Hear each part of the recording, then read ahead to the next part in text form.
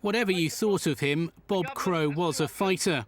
A leader of the country's biggest rail union, he was always at the helm of the battle for rights for his RMT members. Although there were those that weren't his friends, that was what you got from leading a union. Railways was in his blood from a young age. At 16, he had left school and worked on the rails for the rest of his life. He quickly rose up the ranks, becoming a local union rep by the age of 20. He was on track for a bigger role. Ever clear that fair pay and conditions were crucial, whatever the cost in strikes, official or unofficial. Mr. Crow used to belong to the Communist Party and politically was critical of New Labour, but he faced much criticism himself. His latest salary packet of £140,000, but still living in a council house.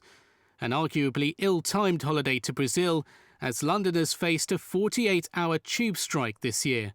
Things that didn't wash well.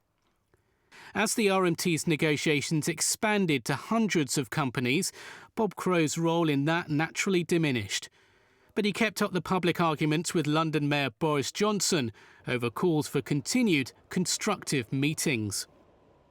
Although he will be best known for his presence in the rail industry, he may not have been known for having another keen interest away from work. He was quoted as saying, "If I could have been anything else other than a union official, I would have been a footballer or a weatherman."